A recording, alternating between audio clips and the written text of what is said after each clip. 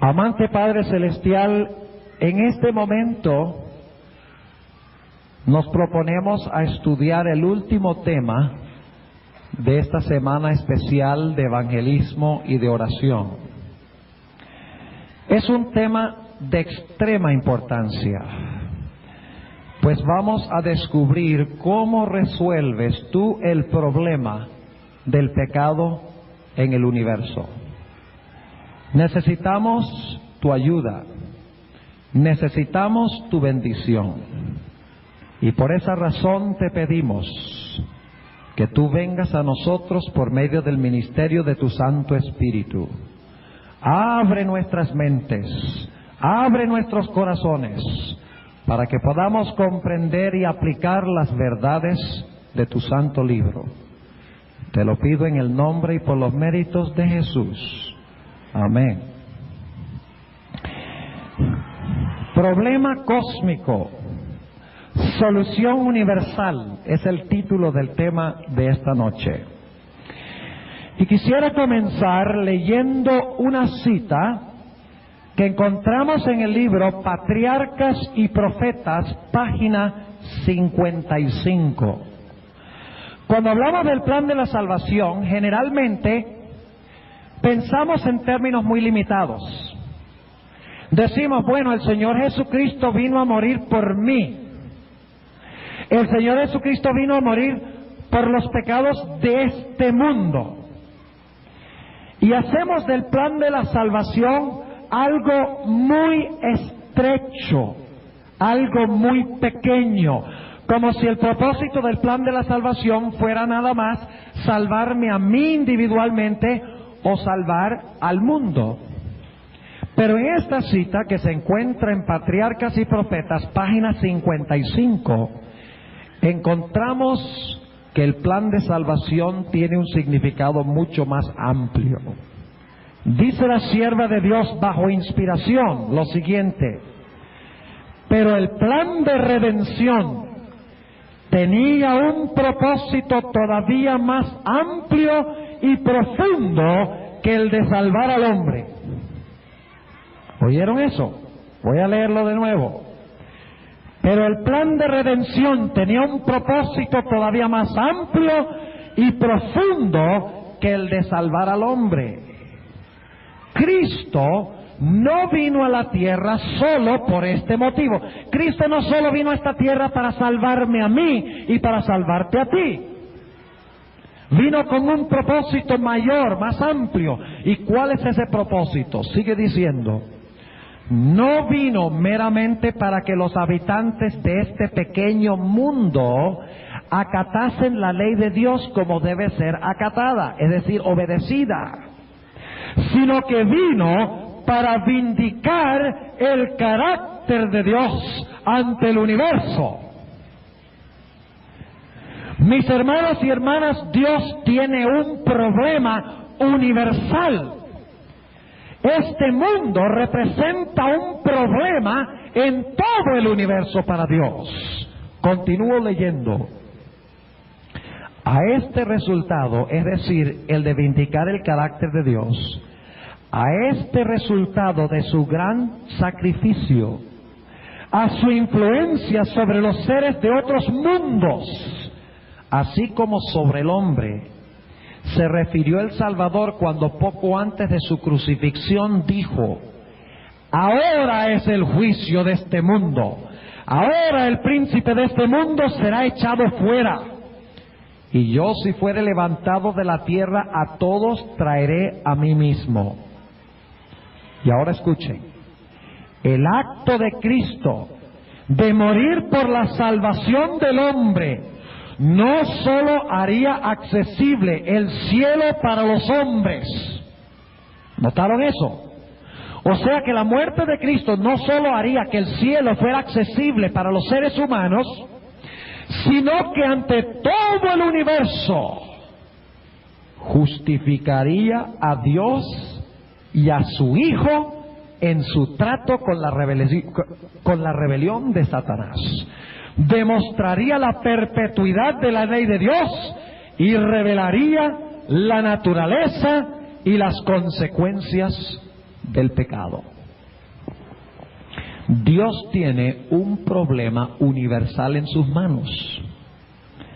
El pecado no solo es problema de este mundo. El pecado es un problema de todo el vasto universo de Dios. Y ustedes dicen, pero ¿cómo así, pastor? Yo quiero preguntarles en esta noche, ¿dónde comenzó el pecado? El pecado comenzó en el cielo. ¿Cuántos ángeles logró conquistar Lucifer? Una tercera parte de los ángeles. Y la Biblia dice que los ángeles son miles y miles de millones de ángeles. Y Satanás logró engañar a una tercera parte de los ángeles. O sea, ¿está involucrado el cielo en la gran controversia entre el bien y el mal, sí o no? ¿Los ángeles están involucrados? Sí. ¿Los seres humanos están involucrados? Sí. ¿Los seres de otros mundos, como leímos hace un momento, están involucrados? Sí. Todo el universo está involucrado en el problema del pecado. Y por lo tanto, cualquier solución que imponga Dios tiene que ser una solución que resuelva el problema a nivel universal. Posiblemente la mejor forma que podamos nosotros entender el problema que tiene Dios en sus manos, y la mejor descripción de ese problema lo encontramos en el libro de Job. A mí me gusta ese libro. El libro comienza, y voy a repasar la historia porque demuestra que el universo está involucrado, no solamente este mundo. Este mundo es el conejillo de Indias. Tal vez no debo usar esa expresión, pero este mundo es el experimento. Este mundo es la prueba, la evidencia en la gran controversia universal entre Cristo y Satanás. Porque Satanás levantó argumentos en contra del gobierno de Dios. Y esos argumentos tienen que ser contestados, uno por uno, por Dios. El libro de Job dice que un día se presentaron los hijos de Dios en el concilio celestial. ¿Quiénes son los hijos de Dios? ¿Saben ustedes quiénes son los hijos de Dios? En Lucas, el capítulo 3, se le llama a Adán el hijo de Dios.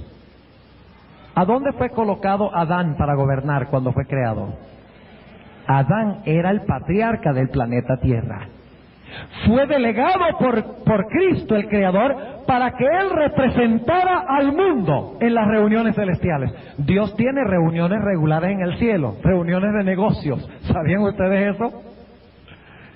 Los hijos de Dios son los representantes de los mundos que no cayeron. ¿Creen ustedes que los ángeles estaban presentes allí también? Yo creo que sí. Y Dios convoca esta reunión. Todos los representantes de los mundos habitados del universo. Y entre los hijos de Dios viene uno que no es hijo de Dios. ¿Quién es? Uno que parece ser discordante, uno que parece no caber, Satanás. Y cuando Dios ve a todos sus hijos, y no sabemos cuántos son, porque hay indudablemente muchos mundos habitados, donde cada mundo tiene un Adán, es decir, un representante. Y muchos representantes, todos reunidos, y de repente Dios mira y ve a Satanás en medio del grupo y le dice a Satanás, ¿qué haces tú aquí? ¿De dónde vienes? Y Satanás dice, yo vengo de rodear la tierra y de andar por ella. Ahora yo quiero preguntarles, antes de que Cristo muriera en la cruz, ¿Satanás tenía acceso a la reunión en el cielo? Según el libro de Job, sí.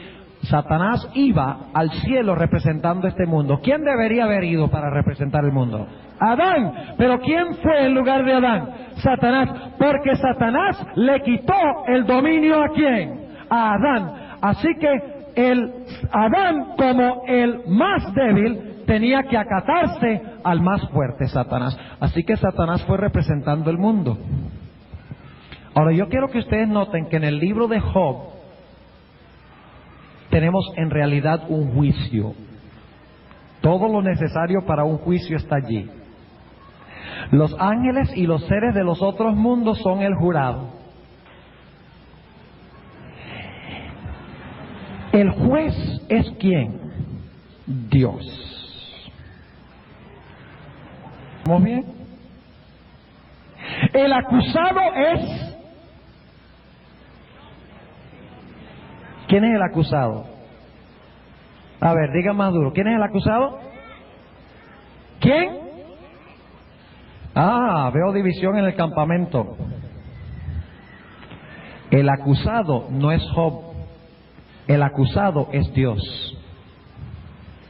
Lo vamos a ver dentro de un momento. ¿Y tenemos un defensor, sí o no? ¿Quién es el defensor? Cristo es el defensor. ¿Y hay evidencia que se está analizando en el tribunal? ¿Hay evidencia, sí o no? ¿Cuál es la evidencia? Es el trato de Dios para con quién. Para con Job. ¿Cómo Dios ha tratado a Job? Y Dios ahora, en este tribunal, porque fíjense, están todos los elementos. Está la evidencia, está el jurado, está el juez, está el defensor, está el acusado. Todo está allí. Es un tribunal. Y Dios le dice a Satanás, ¿no has visto a mi siervo Job? Que es hombre perfecto, apartado del mal, que sigue mis caminos. Y Satanás dice, ¡ja! Claro que lo he visto. ¿Sabes por qué Job te sirve a ti? Porque tú eres parcial. A algunos los tratas bien y a otros los tratas mal. Fíjate a Job. Tú le has dado todo. Le has dado casas, le has dado propiedades, les has dado animales, les has dado criados, les has dado hijos. ¿Qué no le has dado tú a Job? Tú lo tratas bien a él, mientras que a otros los tratas mal. Pero si tú le quitaras todo eso, Job te blasfemaría en el rostro. Tremenda acusación, ¿verdad? Y noten que no es una acusación meramente con respecto a la tierra, sino con respecto a los seres celestiales. Esto lo están escuchando los seres celestiales, en otras palabras. Ahora Dios se pone en problemas, porque Dios le dice a Satanás, tú dices que Él me sirve nada más por interés entonces, que Él no me ama, que Él me obedece porque yo le doy muchas cosas. Dios le dice, bueno, enfrente de todos los seres celestiales, le dice, ve y te dejo quitarle todo lo que tú quieras, o parte o todo. Satanás dice, lo que yo quería. Yo le voy a demostrar a los seres celestiales que están escuchando de que Job sirve a Dios por interés y que Dios es bueno con Job, porque es parcialista. Con algunos es bueno y con el otro no es tan bueno. Y por lo tanto dice la Biblia que salió Job de la presencia de Dios y le quitó todo a Job. Le quitó hijos e hijas, le quitó las bestias, los animales, le quitó los criados, le quitó todo. Y la Biblia dice que Job declaró, Dios dio y Dios quitó, sea alabado el nombre de Jehová. ¿Cómo creen ustedes que se sintieron los seres celestiales? ¿Quién tenía razón? Dios. Dice, Dios tenía razón. Job sirve a Dios porque lo ama. Y luego se celebra un segundo concilio. Y en ese segundo concilio aparece nuevamente Satanás. Y ahora Dios, con una sonrisa más grande que la anterior, le dice a Satanás, ¿de dónde vienes? Satanás dice, bueno, vengo de rodear la tierra y de andar por ella, de hacerle las vueltas, para estar seguro de que todo está bajo control. Y Dios le dice, ¿no has visto a mi siervo Job? Que a pesar de que tú me incitaste contra él, todavía conserva su inocencia. Y los seres celestiales dicen, ¡aleluya! Y aplauden. Dios ha quedado bien. Pero ahora Satanás mira a Dios y dice, que tú no me dejaste tocarlo a él. Si tú me dejaras tocarlo a él, tú verías que te blasfemaría en el rostro. Y esto lo está diciendo ante los seres celestiales. O sea, la gran controversia No solamente con respecto a este mundo, todo el universo está involucrado en el problema del mal. Y Dios le dice a Satanás, está bien, ve y haz lo que tú quieras con él, solo que no me lo mates. Y Satanás dice, ahora sí, vamos a ver quién es quién aquí, porque Dios se va a mostrar falso, porque Job va a blasfemar a Dios. Y dice la Biblia que salió Satanás de la presencia de Dios y afligió a Job con llagas, desde la punta de su cabeza hasta la planta de los pies. Y dice que era una llaga tan horrible, dañosa, que tenía que rascarse, no le alcanzaba con las uñas, tenía que rascarse con una teja. Imagínense qué clase de sarna habrá sido esa. Y Job dice, aunque me matare, todavía confiaré en él. ¿Quién se mostró verdadero en la gran controversia? Job era la evidencia terrenal. El que estaba en tela de juicio no era Job, ¿era quién? Era el trato de Dios con los seres humanos. Satanás estaba diciendo que Dios salva a algunos y condena a otros.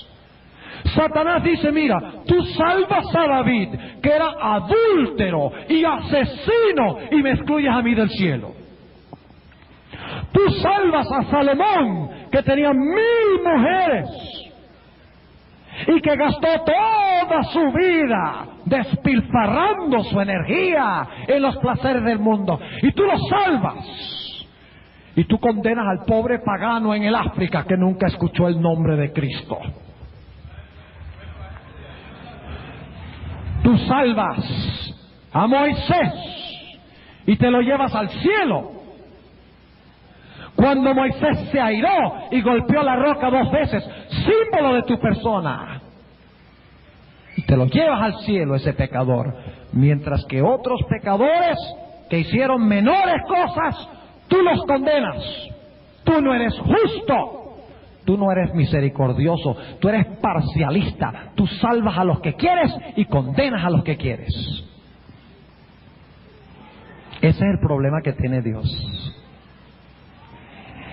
Y la sierva del Señor dice que Satanás logró sembrar en las mentes de los ángeles, no solamente los ángeles que cayeron, sino los ángeles leales a Dios, dudas y preguntas en cuanto al carácter de Dios.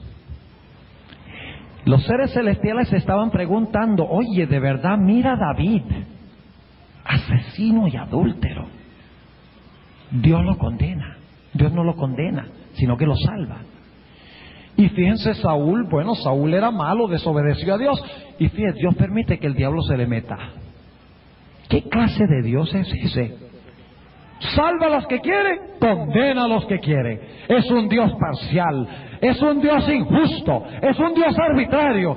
Eso es lo que está diciendo Satanás de Dios, que necesita que Dios imponga una solución de naturaleza universal. Además de eso, a través de la historia parece que ha habido injusticias. Por ejemplo, durante la Edad Media, la Biblia dice que murieron miles de santos de Dios. ¿Era justo que esos santos murieran? ¿Qué creen ustedes? El cuerno pequeño, que era malo, destruyó a los santos que eran buenos y se salía con la suya. ¿Cómo así? ¿Acaso los santos no debían prevalecer y los malos morir?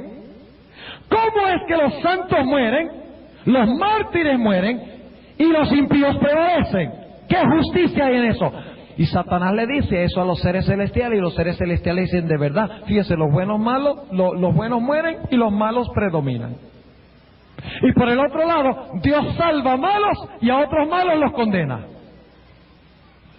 ¿Qué clase de Dios es ese? Y sembró dudas en las mentes de los seres del universo.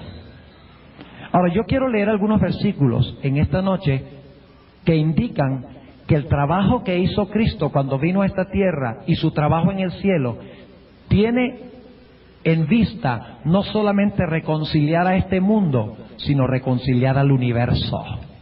Para que cuando concluye la gran controversia entre el bien y el mal, todo el universo diga que Dios ha sido justo, amoroso, misericordioso y verdadero en tratar cada caso de cada ser humano del mundo, incluyendo a Satanás y sus ángeles. Toda rodilla se doblará y toda lengua confesará que Dios ha sido amor y justicia en tratar cada caso del ser humano. Leamos algunos versículos. Vamos a Colosenses 1:20. Colosenses, el capítulo 1 y el versículo 20. A veces tenemos que leer con cuidado la Biblia. Bueno, siempre debemos leer con cuidado la Biblia. A veces lo que hacemos es leer someramente y no prestamos atención a los términos. Pero en Colosenses 1:20, hablando de Cristo, dice en el versículo 19: por cuanto agradó al Padre que en Él habitase toda plenitud, y por Él, es decir, por Cristo, reconciliar todas las cosas así. ¿Qué hace Dios a través de Cristo? ¿Reconciliar qué? ¿Qué significa reconciliación? ¿Qué es reconciliar? Para haber reconciliación tiene que haber enemistad, ¿no es verdad? Aquí dice, y reconciliar por Él todas las cosas así, pacificando por la sangre de su cruz, así lo que está donde, en la tierra, como lo que está donde, en los cielos. ¿Qué tiene que reconciliar Jesús por su cruz? ¿Solamente lo que está en la tierra tiene que reconciliar a Dios? No, tiene que reconciliar además que los cielos, según dice Colosenses 1:20. Es decir, que en los seres celestiales hay dudas y preguntas en cuanto a Dios y la forma como Él maneja los casos de los seres humanos. Notemos Efesios 1 y el versículo 10. Efesios, el capítulo 1 y el versículo 10. Y el versículo 9 para captar el contexto. Descubriéndonos el misterio de su voluntad, según su beneplácito, que se había propuesto en sí mismo, de reunir. Esa es la misma palabra. ¿Qué es lo opuesto de reunir? ¿Qué? Dispersar. Ahora, si Cristo tiene que reunir, es porque las cosas estaban ¿qué?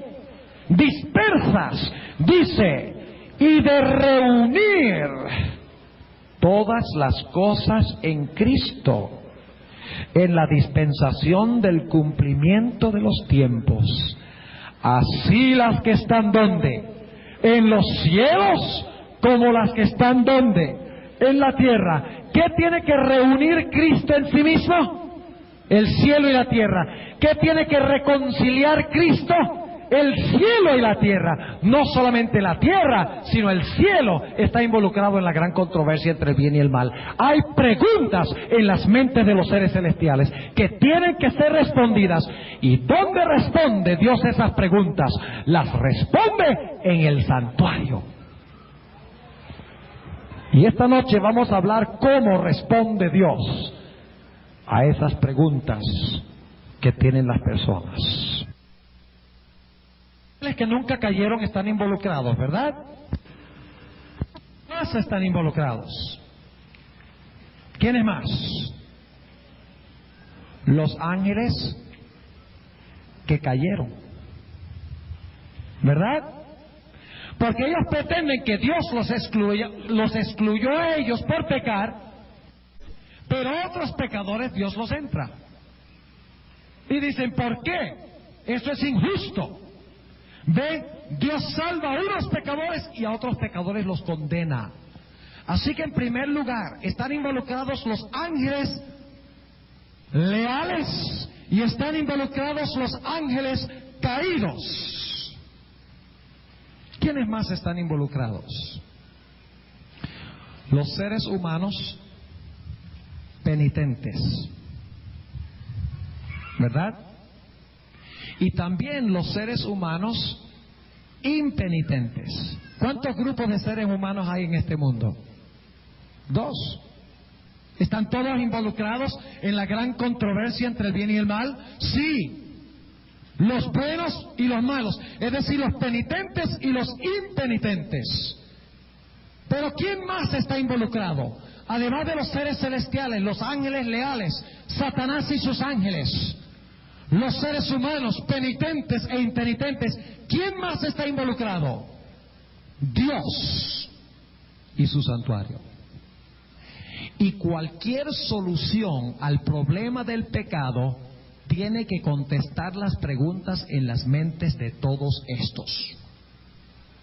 Es decir, que cuando concluya el pecado, los ángeles leales, los ángeles caídos, Satanás, los penitentes, los impenitentes, Dios, Cristo, los seres de otros mundos, tendrán todos que confesar que Dios ha actuado correctamente en la gran controversia entre el bien y el mal. ¿Y a dónde contesta Dios las preguntas que hay? Las contesta en el santuario. Y por eso vamos a hablar ahora a continuación del santuario de Dios. Y vamos a ver cómo Dios contesta las preguntas de todos los seres celestiales, de todos los seres terrenales, de una forma extraordinaria. Hablemos un poquito de lo que sucedía en el atrio del santuario. Los pecadores vivían en el campamento de Israel. Supongamos que un marido llegó a la casa un día y no encontró el almuerzo listo. ¿Les ha pasado eso alguna vez, maridos? Maridos, amad a vuestras mujeres. Algunas mujeres dicen, bueno, mi esposo llega y espera el almuerzo, pero nunca lava ni un plato. Pero supongamos que en el campamento llegó el marido a la casa y el almuerzo no estaba listo. Y el marido se puso furioso y empezó a renegar y a reprender a la esposa y a ofender a la esposa. Y después de haberlo hecho dice, ay, yo sí he hecho algo malo, me he enojado, me he llenado de ira, he pecado. Va al patio o al corral detrás de la casa y busca un cordero sin mácula, sin mancha. Y dice, por mi enojo voy a ir yo al santuario y voy a llevar este sacrificio.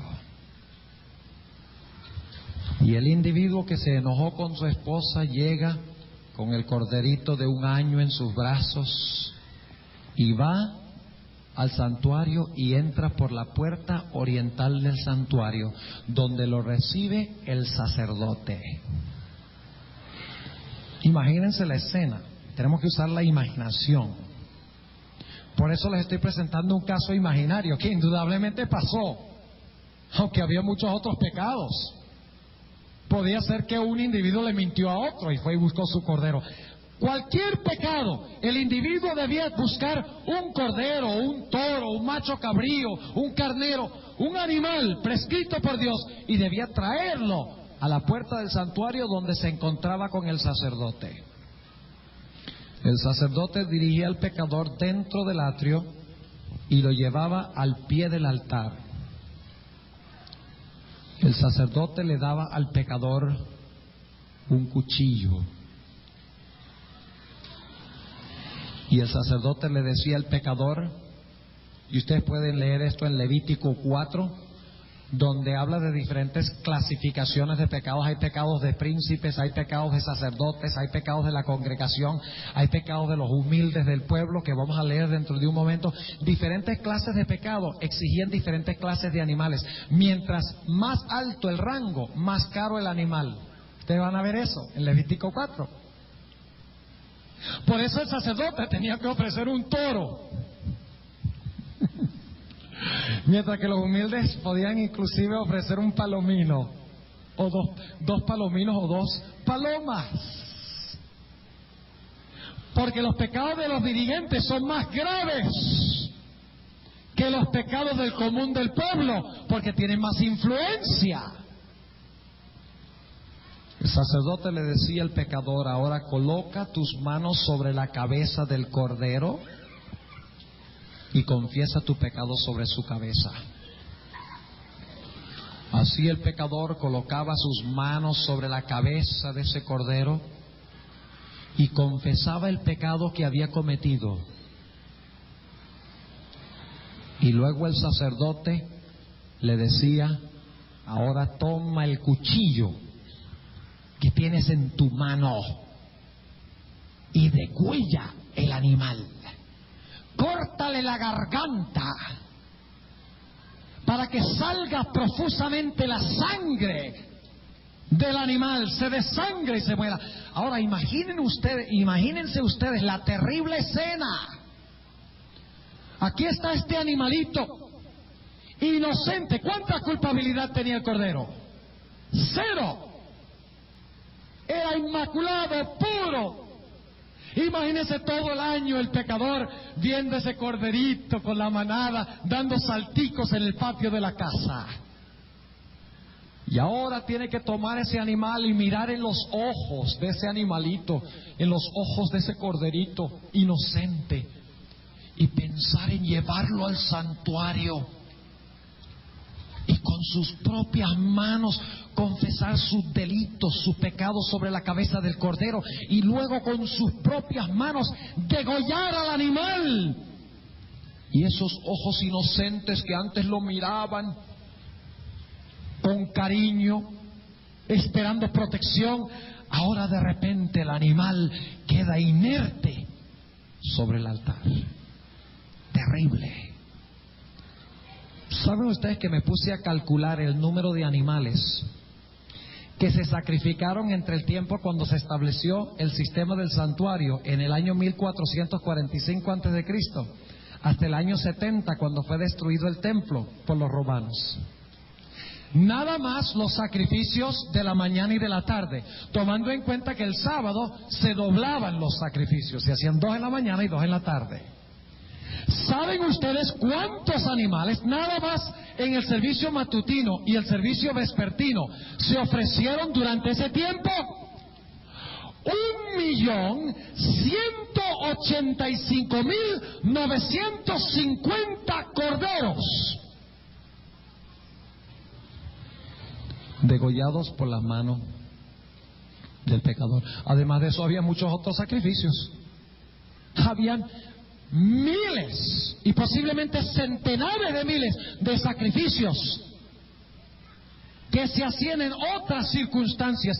O sea que los sacrificios de animales eran millones y millones desde que se estableció el santuario hasta que fue destruido el templo en el año 70 por los romanos. Ahora vamos a examinar qué significa lo que hacía el pecador. El pecador se arrepentía en su casa. Traía el cordero, porque si no se hubiera arrepentido no hubiera traído el cordero, ¿verdad? Es porque estaba triste y arrepentido que traía el cordero a la puerta. Entraba al santuario y ¿qué hacía? Colocaba sus manos sobre la cabeza del cordero. ¿Por qué no los colocaba sobre la espalda del cordero? ¿Por qué colocar las manos sobre la cabeza del cordero y confesar sus pecados sobre la cabeza del cordero? ¿Qué sucedía cuando hacía el pecador eso? ¿Saben lo que sucedía? Los pecados que había cometido el pecador eran transferidos al cordero. ¿Dónde radica el pecado primordialmente? ¿Dónde radica el pecado? Aquí, en la conciencia del ser humano. Por eso es que se colocaban las manos sobre la cabeza del cordero, transfiriendo los pecados sobre sobre el cerebro, sobre la mente del cordero, sobre la conciencia del cordero. Y ahora algo tremendo sucedía. donde antes el pecador venía y el pecador era culpable y el cordero era inocente, después de colocarle las manos y degollarlo, el cordero era culpable y el pecador era ¿qué? Inocente. ¡Qué tremendo! ¡Qué transacción increíble! Ahora yo les pregunto, ¿la sangre limpia o contamina? ¿Cuántos dicen que la sangre limpia? ¿Cuántos dicen que la sangre contamina? ¿Cuántos no dicen nada? ¿Qué le da miedo contestar?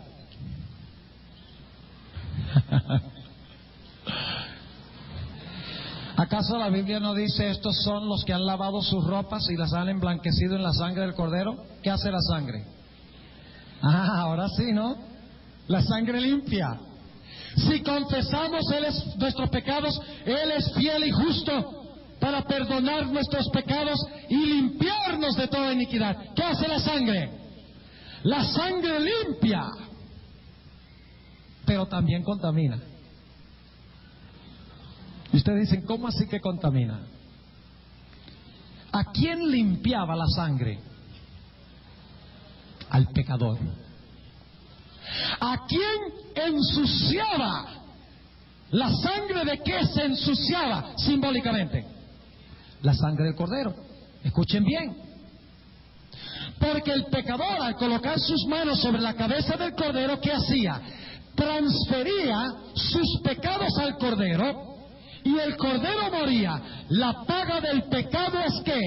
Muerte. Es decir, el Cordero se había convertido ¿en qué? En pecador, en lugar del que realmente había pecado. Ahora yo quiero preguntarles, ¿ustedes creen que eso es justo? Una pregunta difícil, ¿no? ¿Ustedes creen que es justo que un pobre corderito que no había hecho nada malo de repente muera? ¿Y que el pecador que había hecho y deshecho se va tranquilo para su casa limpio? No pareciera justo. Y eso es precisamente lo que dice Satanás. Satanás dice, eso no es justo. Y vamos a ver un poquito más adelante en el tema esta noche cómo Dios contesta esa acusación de Satanás. Pero volvamos al Cordero. Cuando se sacrificaba el Cordero y el Cordero moría, derramaba su sangre, la sangre del Cordero estaba ¿qué? Contaminada. ¿Entienden lo que estamos diciendo? ¿Contaminada de qué? De pecado. ¿Quién quedaba limpio? El pecador. ¿Quién quedaba sucio? El Cordero. ¿Qué hace la sangre? La sangre limpia al pecador, pero la sangre contamina a la víctima. Vamos a leerlo ahora en Levítico 4.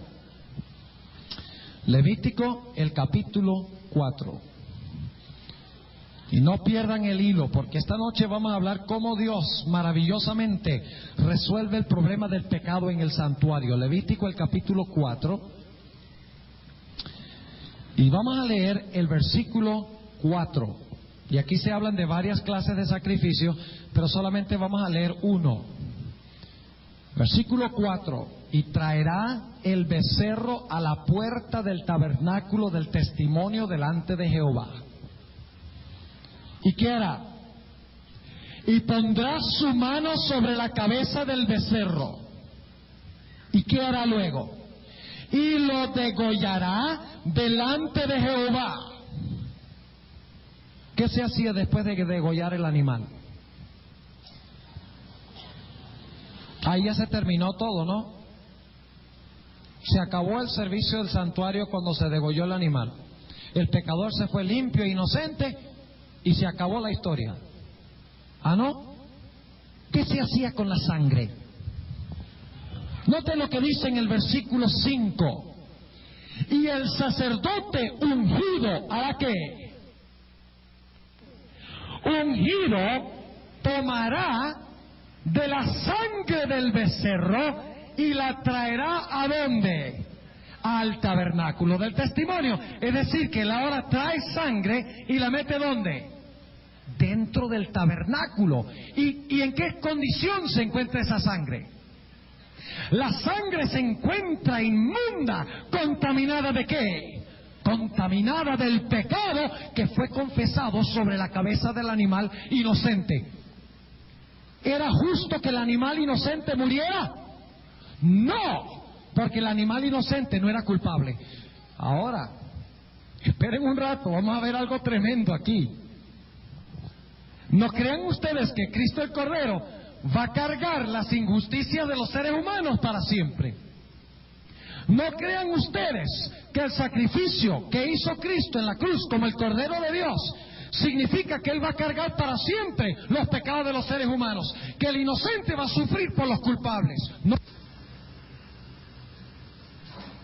Dentro de unos momentos dice: y mojará el sacerdote su dedo en la sangre, versículo 6, y rociará de aquella sangre 7 veces delante de Jehová. ¿Hacia dónde? Hacia el velo del santuario. ¿Qué hacía el sacerdote con la sangre? Rociaba la sangre. ¿En qué condición estaba la sangre? ¿Qué tenía la sangre? Contaminada ¿de qué? De pecado. Y el sacerdote rociaba la sangre. ¿Y qué significaba rociar la sangre que cargaba el pecado? Significaba que el pecado era transferido del pecador a la víctima al santuario. ¿Cuántos entienden lo que estamos diciendo? ¿Sí? O sea, repito nuevamente, el pecado era transferido del pecador a la víctima. La víctima moría por el pecado del pecador.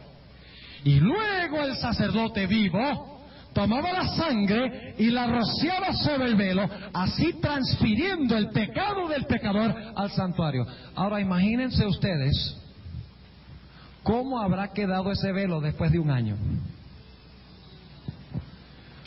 Pueden imaginarse cómo habrá quedado, no solamente con estos sacrificios, sino con otros sacrificios. Y cuando rociaban la sangre, no crean ustedes, lo hacían con hisopo. Por eso dice: purifícame con hisopo.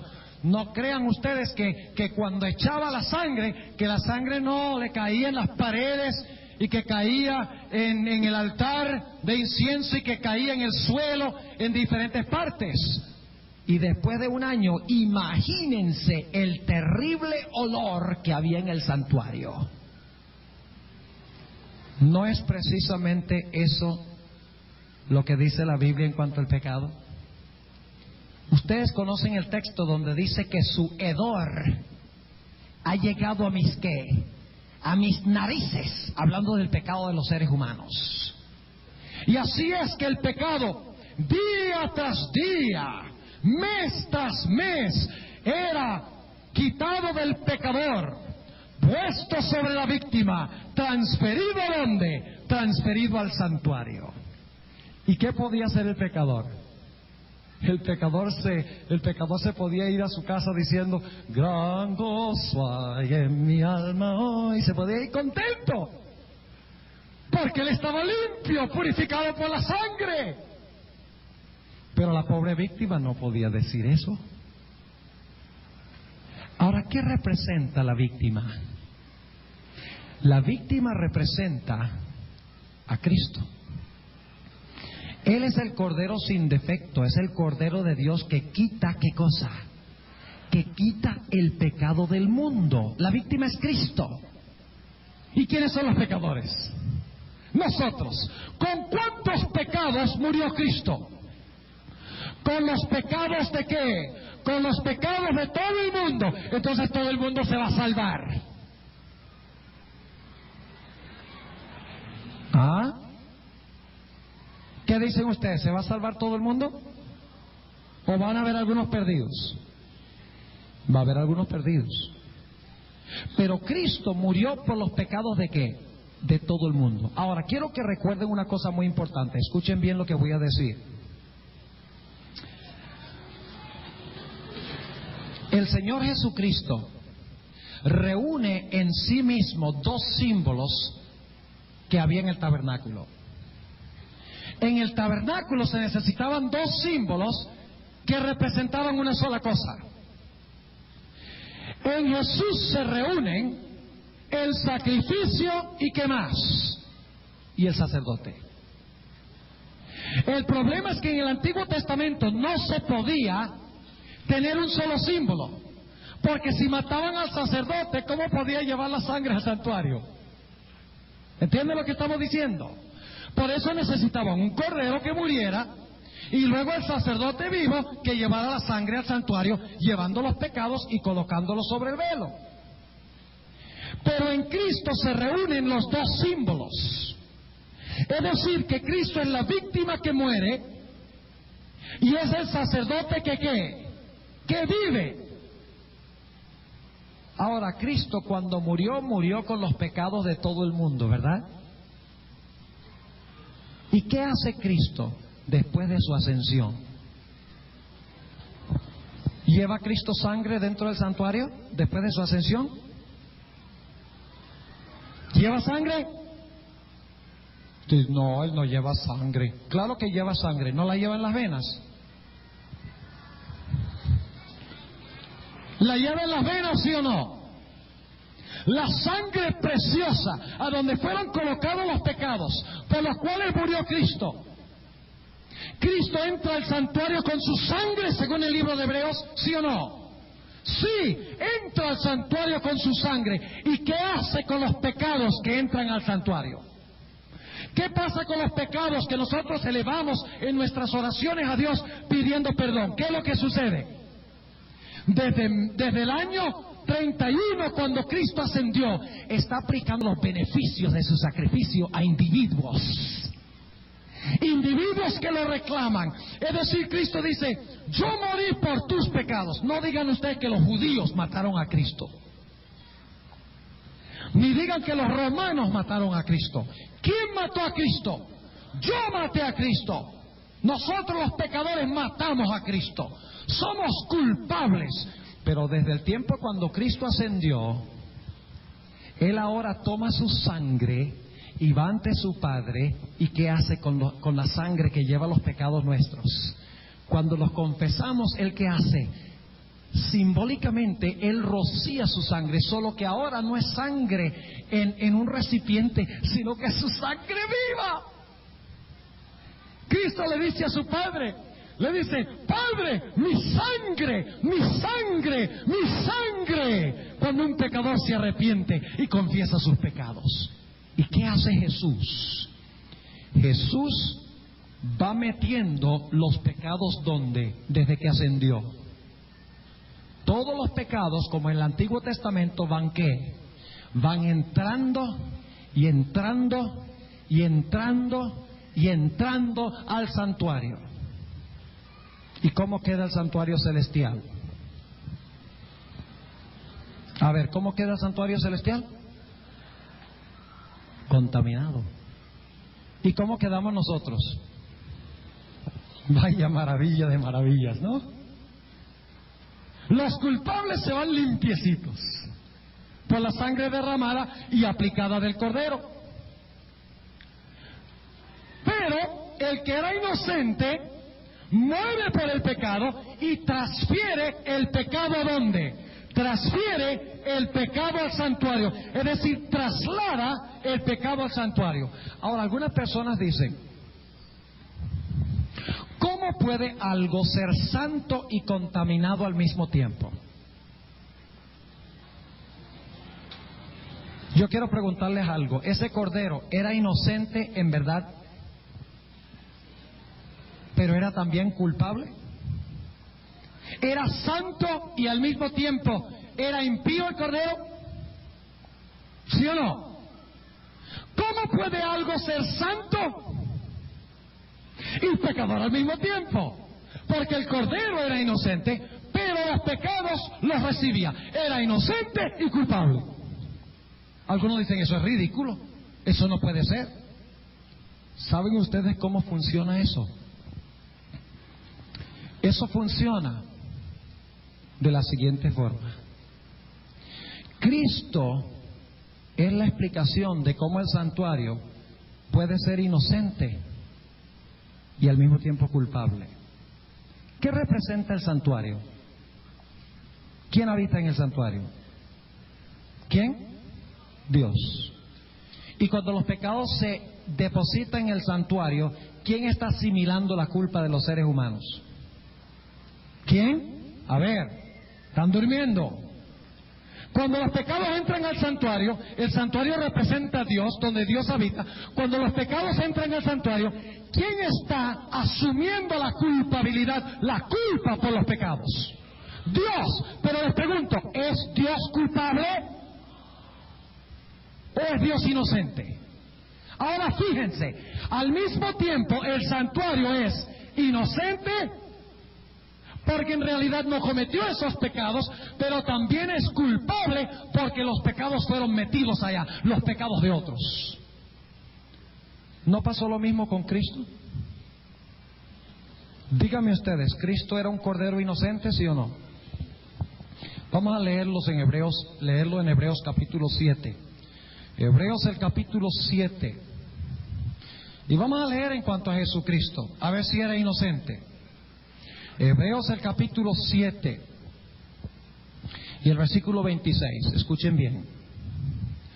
Porque tal pontífice nos convenía, santo, inocente, limpio, apartado de los pecadores y hecho más sublime que los cielos. ¿Era Cristo inocente? ¿Puro? ¿Santo? Sí. Pero al mismo tiempo Cristo recibió la carga de pecado. Era al mismo tiempo en sí mismo inocente porque no cometió los pecados, pero era culpable porque recibió los pecados por imputación. Le fueron atribuidos aunque no eran de él. ¿Ustedes creen que ese arreglo puede durar por la eternidad? No. Algo tiene que pasar para que el inocente pronto, algún día, sea declarado inocente ante el universo y el verdadero culpable sea declarado culpable. Y eso lo vamos a ver al final del tema de hoy, cómo Dios hace eso. Ahora, quiero leer algunos versículos que usan una palabra muy interesante. Vamos a notar Éxodo 28:38. Éxodo 28 y el versículo 38. Aquí habla de la transferencia del pecado del atrio al lugar santo. Éxodo, el capítulo 38 y el capítulo 28, y el versículo 38. Está hablando de Aarón. ¿Y qué era Aarón? ¿El qué? El hermano de Moisés, sí. Pero ¿qué función desempeñaba en el santuario? Era el sumo sacerdote. Noten, Éxodo 28 y el versículo 38 declara lo siguiente: y estará sobre la frente de Aarón y llevará, noten esa palabra clave, llevará, significa lo mismo que cargará, llevará o cargará Aarón el pecado de las cosas santas que los hijos de Israel hubieran consagrado en todas sus santas ofrendas. Ahora, ¿qué hacía Aarón? Aarón llevaba el pecado. Ahora noten, en el altar se hacía el ¿qué? El sacrificio. El pecador quedaba limpio, la víctima quedaba contaminada, aunque la víctima era inocente. Y luego, ¿qué hacía el sacerdote? El sacerdote llevaba o cargaba ¿qué? La sangre y la de... Cristo era inocente, no conoció pecado, pero Dios ¿qué? Le hizo pecado para que nosotros pudiésemos ser hallados la justicia de Dios en él. Fíjense, Cristo no pecó, el Padre colocó nuestros pecados sobre él para que nosotros pudiéramos ser reconocidos inocentes. Y ahora el pecador se va contento y alegre del santuario y dice, estoy perdonado, estoy limpio. Pero Dios dice, ay, ay, ay, ahora yo tengo toda esta carga de pecado aquí adentro. ¿Y qué voy a hacer yo? Yo he asumido la culpabilidad por pecados que ni yo ni mi hijo hemos cometido. Las hemos depositado aquí en el santuario. Y permítame decirles algo, apreciados hermanos y amigos. Y es que cuando el pecado entra en el santuario, mancilla el nombre de Jehová. Vamos a anotarlo. Vamos ahora al libro de Levítico, el capítulo 20 y el versículo 3. ¿Cómo queda Dios tomando un montón de pecados por los cuales Él no es culpable? ¿Ven que Satanás podría tener un argumento? Decirle, Dios que no es culpable, toma todos los pecados de los culpables. ¿Qué justicia hay en eso? Y no toma todos los pecados de todos los culpables, sino de algunos. Dios es parcialista, ¿ve? Él salva a algunos y condena a otros. Los que quiere mete los pecados y los que no quiere le deja los pecados afuera. Ahora, noten lo que dice Levítico el capítulo 20 y el versículo 3. ¿Qué hace el pecado cuando entra al santuario? Dice en el versículo 3, y yo pondré mi rostro contra el tal varón y lo cortaré de entre su pueblo, por cuanto dio de su simiente a Moloc. ¿Y qué hizo cuando dio su simiente a Moloc? Dice, contaminando mi santuario. Y al contaminar el santuario, ¿qué sucede? Dice, amancillando mi santo nombre. ¿Y qué significa el nombre de Dios en la Biblia? ¿Qué es el nombre de Dios en la Biblia? Su carácter. Lean Éxodo 33 y 34. El nombre de Dios es su carácter. No pareciera que fuera justo que todos los pecados se metieran dentro del santuario y que Dios asumiera la culpa y Él no es culpable. Y el que es verdaderamente culpable se va a su casa libre. Eso no es justicia. Y ustedes dicen, bueno, entonces Dios es injusto en la forma como ha obrado. Espérense, vamos a ver algo tremendo dentro de unos momentos. Noten lo que dice Segunda de Crónicas 28, también con respecto a este mismo punto. Segunda de Crónicas, el capítulo 20 y el versículo 8. Dice, y ellos han habitado en ella y te han edificado en ella santuario a tu qué. ¿Qué está en el santuario? El nombre de Dios, el carácter de Dios. Así que ahora imagínense la escena. El pecador está libre y el santuario está ¿qué? Reventando de todos los pecados que han sido confesados por los seres humanos. Ahora el santuario se hace ¿qué? Culpable, mientras que los pecadores son inocentes. Ahora escuchen bien lo que les voy a decir. En Levítico 1 al 15, los primeros 15 capítulos de Levítico, se mencionan las diferentes clases de pecados que cometía Israel. Rebeliones, iniquidades, maldades. Se usa diferente terminología para describir diferentes pecados. Pero ¿saben ustedes algo interesante en cuanto a los primeros 15 capítulos? Todos los pecados están en singular. No dicen maldades, iniquidades, pecado, sino que dice el pecado, la maldad, la iniquidad.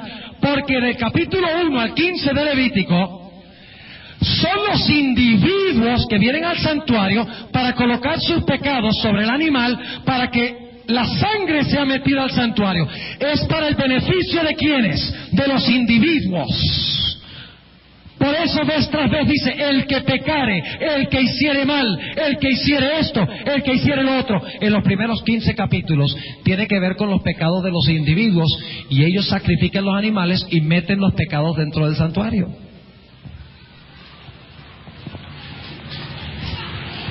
Y al hacer eso, profanan el nombre de Jehová y contaminan ¿qué?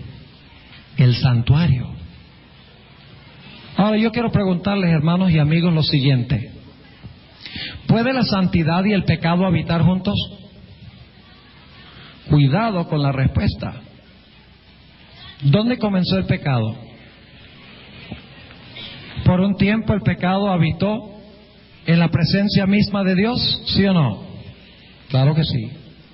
En el santuario había la culpabilidad del pecado y la santidad de Dios, ¿sí o no? El pecado contaminaba el santuario, ¿sí o no? Ahora ustedes dirán, pero ciertamente en el cielo, el santuario en el cielo no puede estar contaminado. ¿Creen ustedes que el santuario en el cielo está contaminado? Claro que sí. ¿Contaminado con qué? Con los pecados, todos los pecados que han sido confesados a Cristo y por los cuales Cristo ha entrado al santuario para abogar por ellos y los escribe. No los echa no echa la sangre en el velo, sino que escribe los pecados ¿dónde? En los libros. Escuchen bien. Escribe los pecados en los libros y al lado del pecado escribe ¿qué? Perdonado. Eso es lo que significa rociar la sangre 7 veces. Significa perdón ¿qué? Completo y perfecto. Y cuando Cristo entra al santuario y yo confieso y Cristo se para delante del altar y mezcla mi oración de perdón con el incienso de sus méritos, el humo sube por encima del santuario. Mi pecado es escrito en el libro, pero al lado del pecado es escrito la palabra perdón por la sangre. Pero ahora imagínense la cantidad de pecado que hay en ese santuario celestial. ¿Ustedes creen que el santuario celestial está contaminado? ¿Creen que está a reventar de los pecados que hay allá escritos? Claro que sí. Y ustedes dicen, ¿dónde dice la Biblia que el santuario celestial hay que limpiarlo? Bueno, el texto principal de la iglesia adventista, sobre la cual se funda nuestra iglesia, que si cae nuestra interpretación de ese texto, mejor empacamos nuestras maletas y nos vamos a otra iglesia. ¿Cuál texto es? Daniel 8, ¿qué? 14. Daniel 8 y el versículo 14. ¿Qué dice Daniel 8, 14? Dice, hasta 2300 días, y el santuario será ¿qué?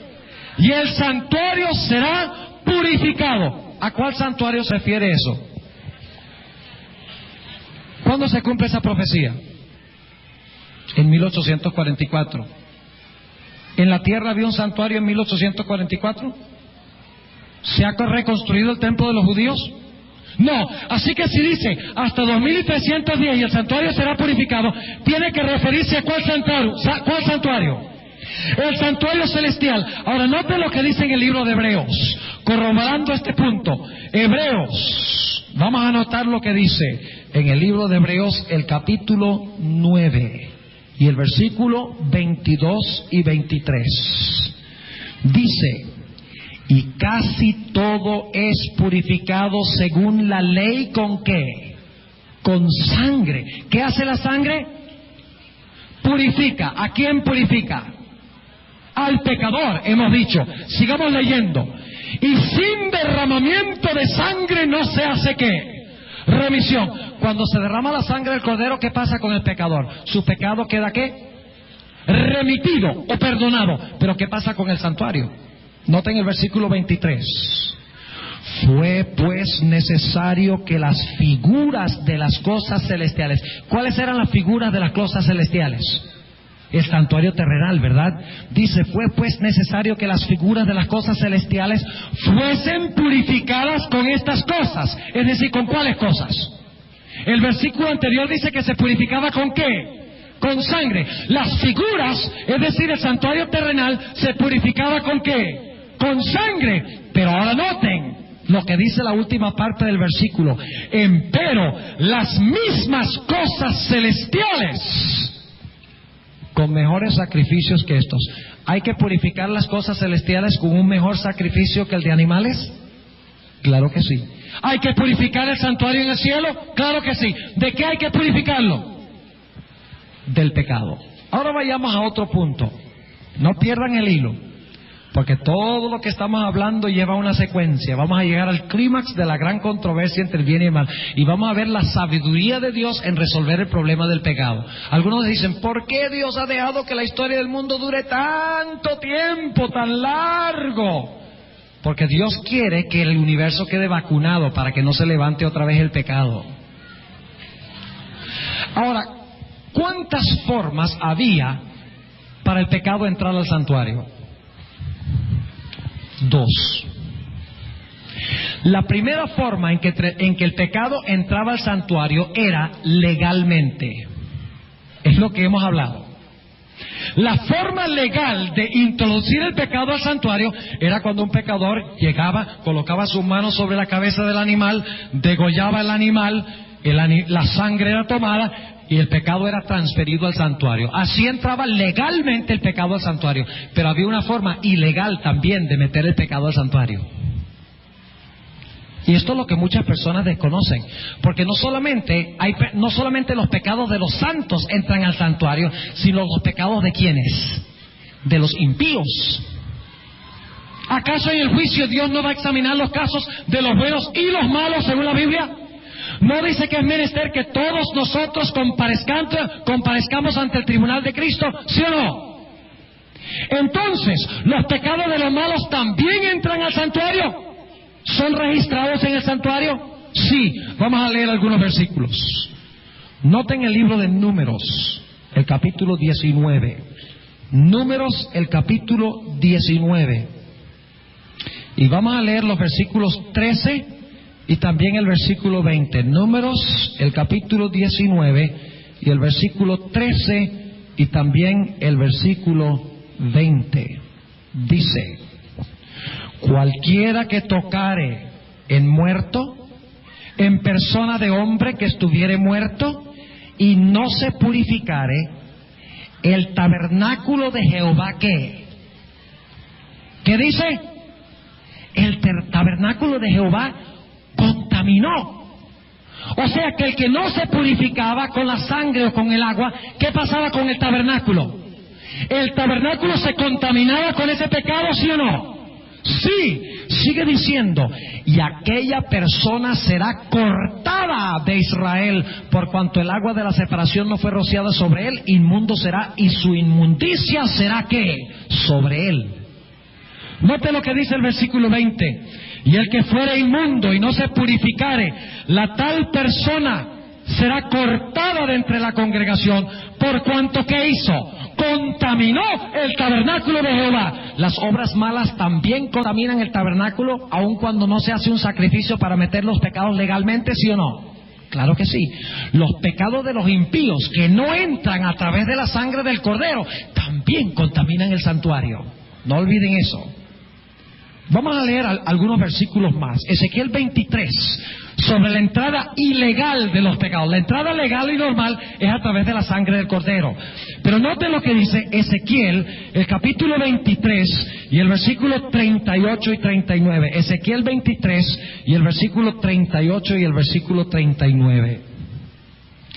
Aún esto más me hicieron: contaminaron mi santuario en aquel día. ¿Es posible que los impíos contaminen el santuario también?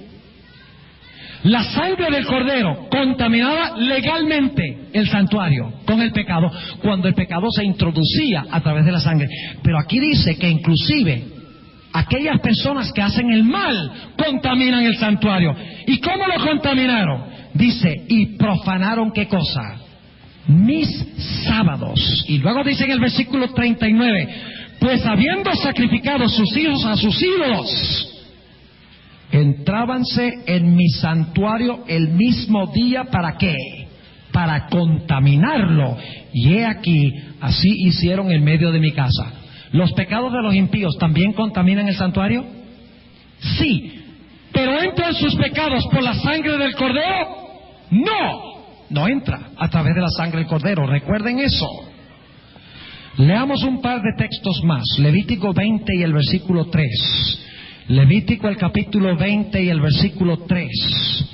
Habla también de la contaminación ilegal del santuario, de los impíos. Los pecados de los impíos también entran allá. Levítico, el capítulo 20 y el versículo 3 declara lo siguiente: yo pondré mi rostro contra el tal varón y lo cortaré de entre su pueblo, por cuanto dio su simiente a Moloc, contaminando mi santuario y amancillando mi nombre.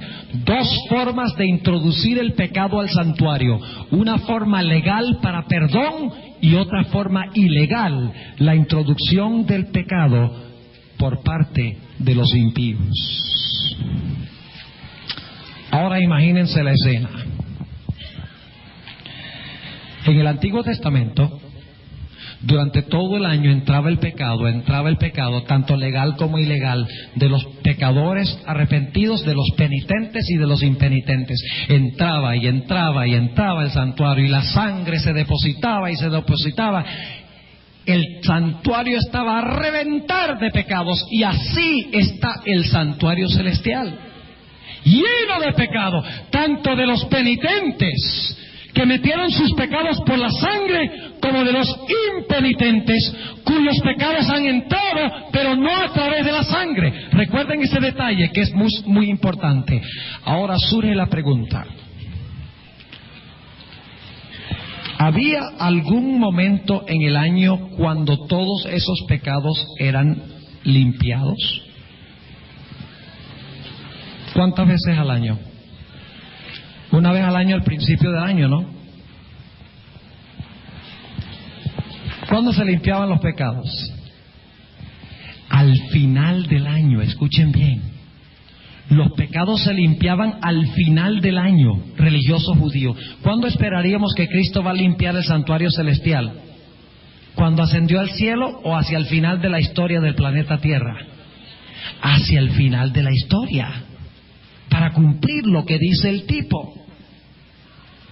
Ahora, en el día de expiación, todos esos pecados que habían entrado al santuario, ahora sucedía algo espectacular. Vamos a anotarlo en el libro de Levítico, el capítulo 15 y el versículo 31. Levítico 15 y el versículo 31. Así apartaréis los hijos de Israel de sus inmundicias, a fin de que no mueran por sus inmundicias, ensuciando mi tabernáculo que está entre ellos. El tabernáculo estaba sucio, pero ahora venía el día de la ¿qué? De la expiación. Y en vez de ministrar en el lugar santo, escuchen bien, en vez de solamente meter los pecados, y dicho sea de paso, en el día de expiación el sacerdote continuaba metiendo los pecados.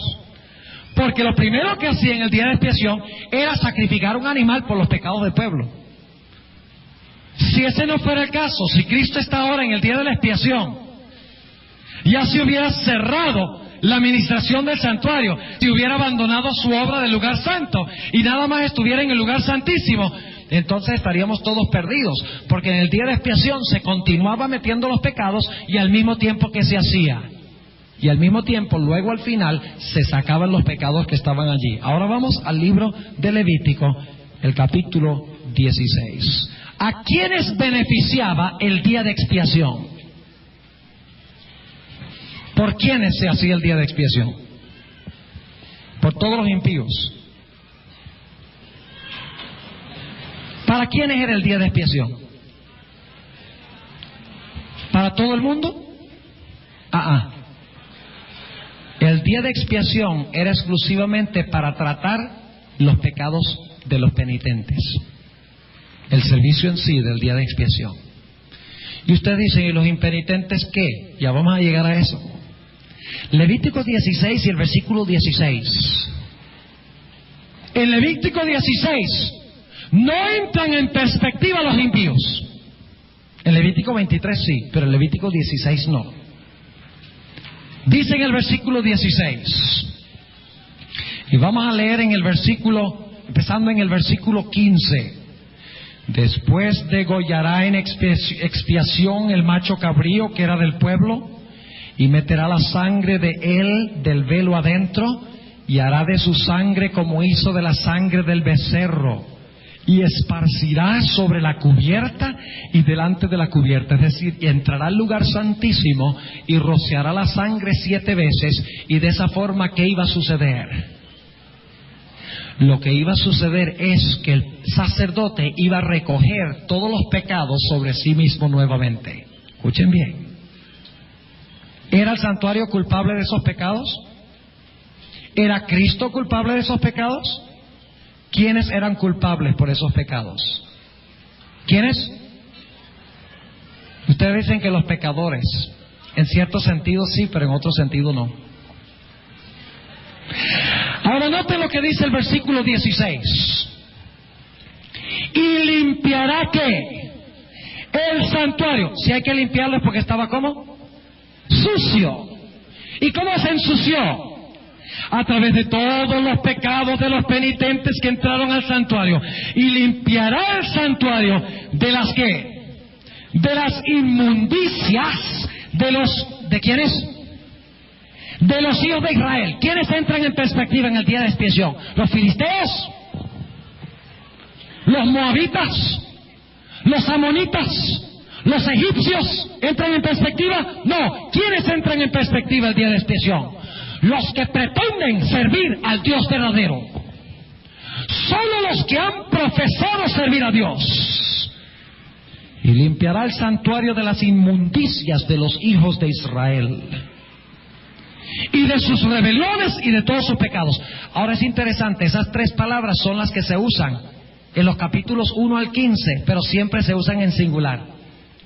Porque el pecador individual metía los pecados al santuario por medio de la sangre. Ahora dice, usando las mismas 3 palabras que se usaban para meter los pecados, ahora dice que tendrá que limpiar el santuario de esas cosas que fueron metidas. Inmundicias, rebeliones y pecados. De la misma manera hará al tabernáculo del testimonio, el cual reside entre ellos en medio de sus inmundicias. Ahora noten también lo que dice el versículo 21. Fíjense la escena. Hasta ahora hemos visto que el pecado era transferido del pecador ¿a dónde? Al cordero. Del cordero, el pecado era transferido ¿a quién? Al sacerdote. ¿Quién cargaba qué? La sangre. Y el sacerdote entraba y depositaba el pecado ¿dónde? En el santuario. Y el pecado contaminaba el santuario todo el año. ¿Era necesario limpiarlo, sí o no? Sí, porque Dios no era culpable. Pero una vez al año el sumo sacerdote entraba al lugar santísimo y recogía simbólicamente, rociando la sangre 7 veces, recogía todos los pecados que habían entrado legalmente al santuario, que habían entrado por la sangre del cordero.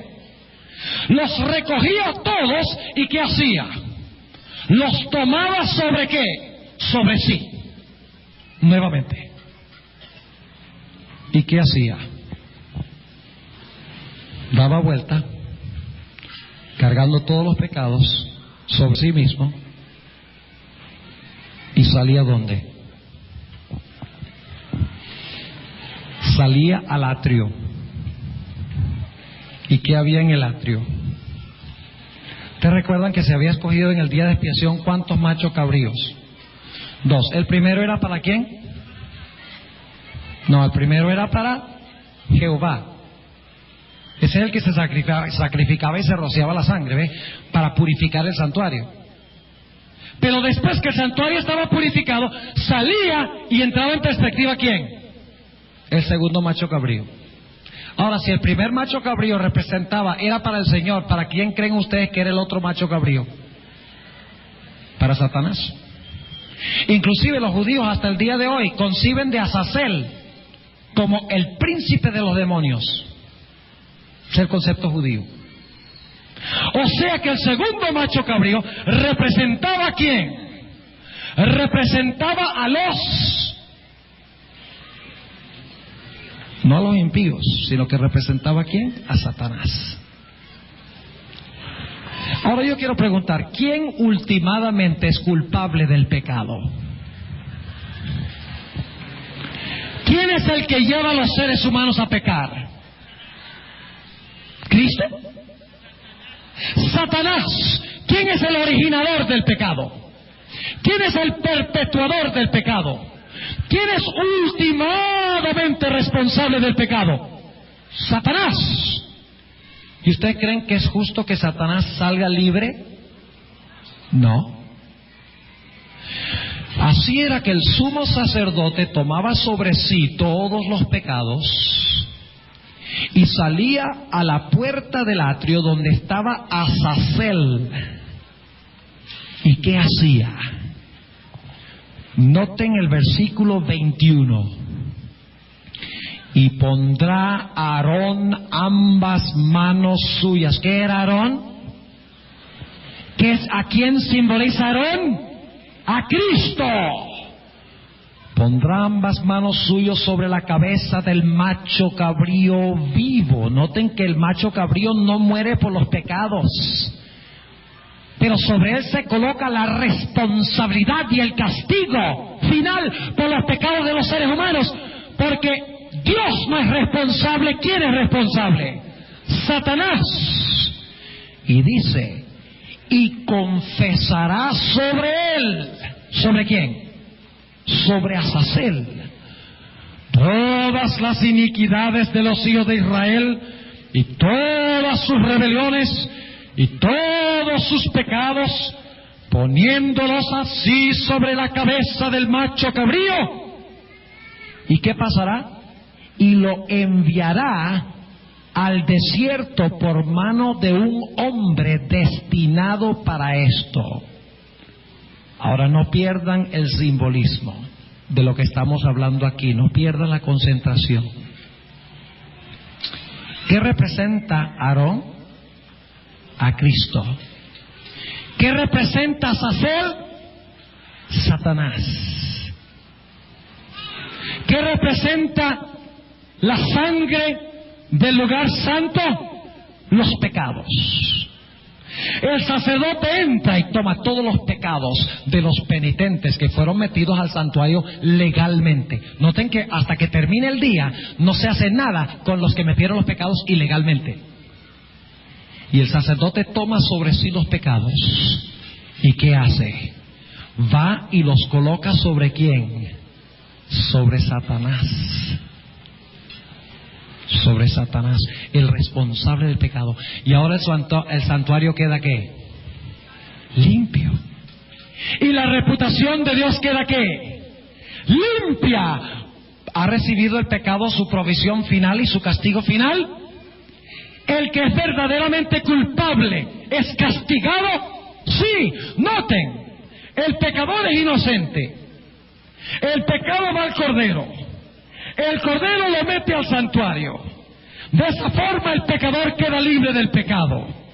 Pero la forma en que Dios limpia su reputación o limpia el santuario es tomando esos pecados y llevándolos y colocándolos sobre el autor y el perpetuador del pecado. ¿Y luego qué sucede? Dice que se escogía un hombre ¿qué? Especial, que debía hacer ¿qué cosa? Agarrar el macho cabrío y hacer ¿qué cosa? Llevárselo al desierto. ¿Por qué un hombre especial? Yo no sé si ustedes alguna vez han trabajado con chivos o con machos cabríos. Son necios y fácilmente se le escapan a uno. Mi hermana tenía un chivo, y qué chivo cuando se escapaba para agarrarlo. Era fuerte y corría. Y varias veces se escapó del corral y corrió por todo el colegio donde mi hermana es preceptora. Y ella corriendo atrás del chivo tratando de agarrarlo. Debía ser un hombre que sujetara al macho cabrío y que no lo dejara soltar, porque si lo dejaba soltar, ¿qué pasaba? El pueblo peligraba. ¿Qué representa el macho cabrío? Satanás. ¿Quién es el hombre destinado para agarrarlo? Cristo Jesús. Y ustedes dicen, ¿qué representa el hecho de que Él tiene que sujetarlo y llevarlo? ¿Saben ustedes algo? durante el periodo de las plagas, Satanás procurará escapar, tratando de engañar a los seres humanos. Tratará de conquistar a los hijos de Dios durante el tiempo de angustia. Quiero leerles una cita muy interesante del Espíritu de Profecía. Noten lo que dice la sierva de Dios en cuanto a este. Impíos. Debe preguntarles, ¿las plagas vienen antes o después que se coloquen los pecados sobre la cabeza del macho cabrío? Después. Primero se colocan los pecados, luego vienen ¿qué cosa? Las plagas. Y ahora escuchen bien. Las plagas caerán sobre los impíos y no caerán hasta que Jesús se ciña de dichas vestiduras y se siente sobre la gran nube blanca. Ahora, noten la cronología. Primero coloca los pecados sobre ¿quién? Azazel. Luego vienen las ¿qué? Las plagas. Y luego Jesús se sienta ¿sobre qué? Sobre la nube blanca en su segunda venida. No olviden eso. Dice, entonces, escuchen, entonces, mientras están cayendo las plagas, el macho cabrío está siendo llevado al desierto. ¿Qué hacen las plagas con el planeta Tierra? Lo vuelven en la tierra desolada, desértica. Dice entonces, el macho cabrío está siendo llevado al desierto. Y ahora escuchen, procura escaparse con todas sus fuerzas, pero la mano que se lo lleva lo sujeta con firmeza. Si llegase a escaparse, Israel perdería sus vidas. Vi que tomaría tiempo conducir al macho cabrío a la tierra del olvido después que se coloquen los pecados sobre su cabeza. Por eso vienen las plagas después que se colocan los pecados sobre el macho cabrío. Y luego ¿qué viene? La segunda venida de Cristo. Y cuando Cristo venga, ¿vendrá cómo? Noten Hebreos el capítulo 9. Hebreos el capítulo 9. Muy interesante este versículo. Algunos creen que cuando Jesús vino a la tierra, murió en el altar, cargó los pecados y ahora que se fue al cielo ya no tiene nada que ver con el pecado, no carga el pecado. Eso no es lo que dice la Biblia. Noten Hebreos el capítulo 9 y el versículo 28.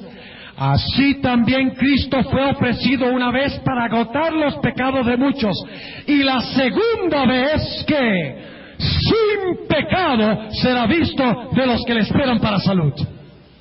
¿Por qué es visto sin pecado?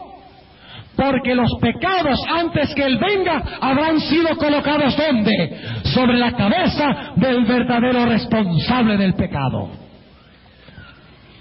¿Dónde comienza el juicio según 1 Pedro 4:17? ¿Dónde? En la casa de Dios. ¿Y cuál es la casa de Dios? 1 Timoteo 3:15 dice que la casa de Dios es la iglesia. ¿Con quiénes comienza Cristo el juicio? ¿A quiénes está juzgando Cristo ahora? ¿A los malos? ¿A los que metieron sus pecados ilegalmente al santuario? ¿Son esos? No. Levítico 16 dice que los únicos pecados que se trataban en el día de expiación eran los pecados de ¿quiénes? De Israel, de los penitentes. ¿Hay alguna base bíblica para la doctrina del juicio investigador? Claro que sí. Ahora, ¿por qué examina Jesús los pecados de los penitentes antes de la segunda venida y los coloca sobre la cabeza del verdadero responsable? Jesús necesita anunciar a quienes se va a llevar al cielo, ¿no es verdad? Algunos dicen, no, cuando Cristo venga, sencillamente se lleva a los que quiere y deja a los que quiere. Y los seres celestiales dicen, un momentico, ¿qué pasa aquí?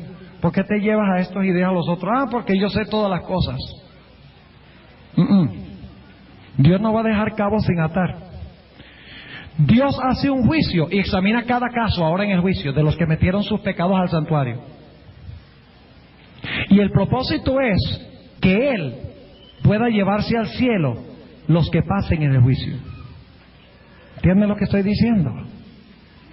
Eso es antes de la segunda venida. Hay que determinar quiénes van a ir al cielo para podérselos llevar al cielo. No es que Dios necesita saber, sino que Dios quiere revelarle a todos que los que metieron sus pecados eran penitentes. Y que el verdadero responsable de sus pecados es ¿quién? Satanás. Así que cuando Cristo venga y se lleve a sus hijos al cielo, los ángeles en el cielo dicen: hemos visto el juicio, Dios es justo y verdadero. Él se trajo aquí a los que merecen estar aquí. Y punto final. ¿Entienden lo que estamos diciendo? Primer problema resuelto. Todos los seres celestiales están acordes de que Dios ha actuado bien. De que todos los que están en el cielo merecen estar allá. Porque aceptaron la sangre del Cordero y metieron sus pecados a través del Cordero en el santuario. Pero ¿quiénes quedan? ¿Quiénes faltan todavía? A ver, ¿quiénes? Los impenitentes. ¿Cuándo va a juzgar Dios a los impenitentes? Ahora, ¿ustedes creen que nosotros, los hijos de Dios, cuando vayamos al cielo, como resultado de haber pasado por el juicio, ve nuestros pecados, los pecados de los penitentes son colocados sobre quién? Sobre Azazel. Porque Él es el responsable, el originador, el perpetuador. Él los merece, no nosotros, ni Cristo. Ve, el santuario queda limpio y nosotros también. Porque se revela ante el universo que esos pecados deben estar sobre quién? Sobre Satanás. Ahora nosotros llegamos al cielo. ¿Qué vamos a hacer durante los 1000 años en el cielo?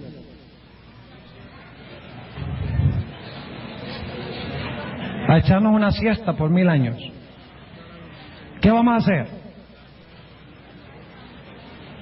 No vamos a leerlo, pero ustedes pueden leer Apocalipsis 24 y 5. Dice que a los santos se les dio tronos y se les dio la facultad de juzgar. Y 1 Corintios 6 y el versículo 1 al 3 dice que nosotros juzgaremos al mundo y juzgaremos a los ángeles. ¿Qué significa que juzgaremos al mundo?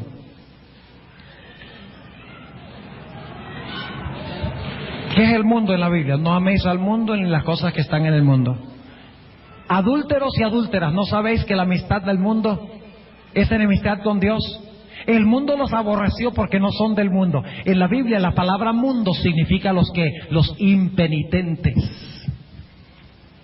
¿Y quiénes son los ángeles que juzgaremos? ¿Los ángeles buenos? Ellos no necesitan ningún juicio, porque ellos son buenos. ¿Cuáles son los ángeles que se juzgarán? Satanás y sus ángeles. Ahora imagínense la escena. Todos los seres celestiales están convencidos de que Dios ha actuado correctamente en salvar a sus hijos. Pero ahora nosotros estamos caminando por las calles celestiales y de repente llegamos y nos encontramos con un individuo que era un narcotraficante de primera. Envenenó las mentes y los cerebros de los jóvenes. Se enriqueció matando a la juventud de una nación. Y venimos caminando por el cielo y de repente nos encontramos con ese narcotraficante. ¿Qué? ¿Qué hace ese aquí? Yo sí merezco estar, pero él. ¿Ven el problema que tiene Dios? O supongamos que yo llego allá y yo digo, bueno, el pastor tal y tal, ese era tan consagrado en el mundo, vamos a buscarlo. Y no está. Y los santos dicen, oye, pero aquí pasa algo. Entró el narcotraficante y se quedó el pastor. ¿Qué pasa aquí? ¿Qué hace Dios? Dios abre los libros. ¿Y qué hace? Los libros que hablan de quiénes, de los penitentes y de los impenitentes, porque hay mucha gente allá que no esperábamos que estuvieran allá y Dios tiene que abrir y mostrar, mire, por eso vino. Aunque él era narcotraficante, él se arrepintió y confesó sus pecados. Y el que confiesa sus pecados, no importa cuán terribles sean, recibe perdón. ¡Qué tremendo! Y ese pastor que no está aquí, que parecía ser consagrado, ese trabajaba para ser el centurión en ganancia de almas para que todos lo alabaran. O ese miembro que era tan consagrado, que recolectaba miles de pesos, los recolectaba para que le dieran la cintica. Ajá. Decimos, de verdad que nosotros estábamos medio ciegos en la tierra, no entendíamos. Y Dios va a revelar por qué razón dejó fuera del cielo a ciertas personas y por qué incluyó en el cielo a otras personas, y va a revelar que fue justo en cada decisión. ¿Entienden lo que estamos diciendo? Y va a explicar por qué los impenitentes se quedaron en la tierra. Va a juzgar a los impíos. Ahora, mis hermanos, mis hermanas, ¿qué pasaba cuando concluía el día de expiación? ¿Saben ustedes que el día de expiación no va a terminar sino hasta después del milenio? ¿A dónde va a estar Azazel durante el milenio? ¿Y cuál es el desierto? La tierra. ¿La tierra no va a estar desordenada y vacía? Según Jeremías 4, claro que sí, va a estar en la tierra, desolada y vacía, sin seres humanos, vivos por lo menos, están todos muertos. ¿Cuándo era que se trataban los casos de los impíos en el día de expiación? En el mero final. Después que se había hecho todo, se había limpiado el santuario, se habían colocado los pecados sobre Azazel, Azazel había sido desterrado, y luego el sacerdote volvía a decir, a ver, ¿dónde están los impenitentes? ¿Y qué pasaba con los impenitentes? Levítico 23. Levítico el 23. ¿Tenemos nosotros los adventistas base para decir de que el juicio antes de la segunda venida tiene que ver solo con los santos? ¿Solo con los hijos de Dios? Claro que sí. Noten Levítico el capítulo 23. Levítico el capítulo 23 y el versículo 27. Empero a los 10 días de este mes séptimo será el día de las expiaciones. Tendréis santa convocación y afligiréis vuestras almas y ofreceréis ofrenda encendida a Jehová. Ninguna obra haréis en este mismo día, porque es día de expiaciones para reconciliaros delante de Jehová vuestro Dios. Porque toda persona que no se afligiere en este mismo día, ¿será qué? Será cortado de sus pueblos. Y cualquiera persona que hiciere obra alguna en este mismo día, yo destruiré la tal persona desde entre ese pueblo.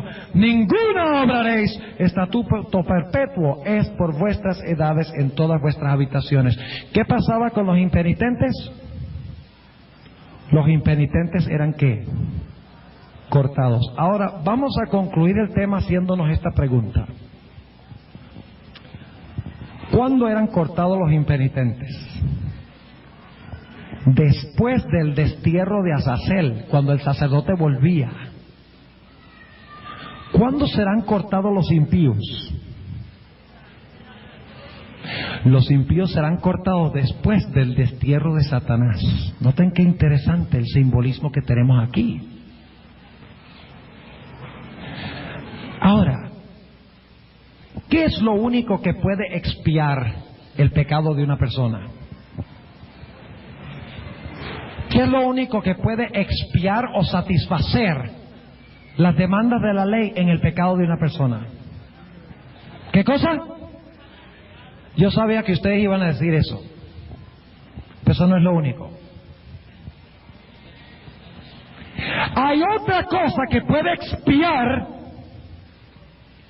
o satisfacer el pecado de una persona, y es su propia muerte. ¿De acuerdo? Porque la paga del pecado es ¿qué? Muerte. Los penitentes no murieron, pero ¿quién va a morir? Azazel. Los impenitentes no aceptaron a Cristo para morir en su lugar. ¿Cómo expiarán ellos sus pecados? Con su propia muerte, el derramamiento de su propia sangre, con su propio sacrificio. Ahora, vamos a leer unos textos muy interesantes en la Biblia en cuanto a eso. Noten lo que dice en el libro de Ezequiel. Ezequiel, el capítulo 39. Y ahora ustedes van a ver estos textos en un contexto distinto a lo que los han visto antes. Ezequiel el capítulo 39. Ezequiel 39 y el versículo 17 al 20. Y escuchen bien, esto es después del milenio. ¿Cuándo se habla en Apocalipsis de Gog y Magog? ¿Antes o después de los 1000 años? Después de los 1000 años. ¿Cuándo hacen qué cosa? Circula la ciudad. ¿Quiénes están adentro? Los ángeles, Dios, un santuario limpio, los penitentes. ¿Y quiénes están afuera? Los impenitentes. ¿Junto con quién? Con Azazel. Y se va a realizar la gran batalla final. ¿Y qué va a hacer Dios con los impíos? Los va a sacrificar como sacrificaban animales en el santuario. O sea que el sacrificio de estas personas va a expiar sus pecados. Como no aceptaron a Cristo para expiar sus pecados, tendrán que expiar sus pecados con su muerte. ¿Entiende lo que estoy diciendo? Noten lo que dice la terminología de Ezequiel, el capítulo 39 y el versículo 17. Y tú, hijo del hombre, así ha dicho el Señor Jehová: di a las aves y a todo volátil y a toda bestia del campo: juntaos y venid reunidos de todas partes a mi ¿qué?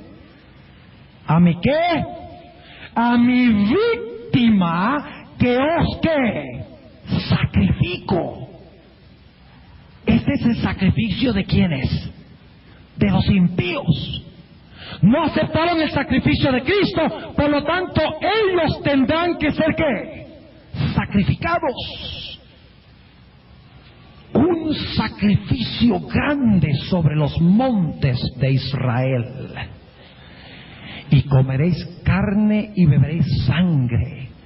Comeréis carne de fuertes y beberéis sangre de los príncipes de la tierra. Y ahora noten los animales que se mencionan: de carneros, de corderos, de machos de cabrío, de bueyes, de todos, engordados todos en Basán. ¿De quiénes está hablando? De los impenitentes. Noten que los impenitentes no metieron los pecados al santuario, por lo tanto sus pecados recaen ¿sobre qué? Sobre ellos mismos. Sigue diciendo en el versículo 19: ¿comeréis qué? ¿Qué dice? Gordura. O sea que estos animales tienen ¿qué? Tienen la gordura. ¿Qué representa en la Biblia la gordura? ¿Sabe usted lo que representa la gordura en la Biblia? El pecado. El pecado.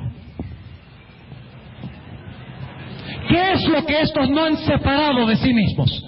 Recuerden que los sacrificios en Israel era necesario que el pecador matara al animal, degollara al animal, luego lo cortara en pedazos y le quitara ¿qué? La grasa que simboliza el pecado.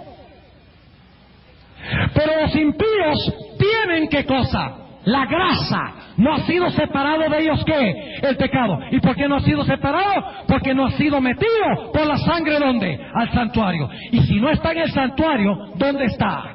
Sobre ellos. Por eso dice: y comeréis gorduras, tartaros, y beberéis hasta que embriagaros sangre de mi ¿qué? De mi sacrificio que yo os sacrifiqué.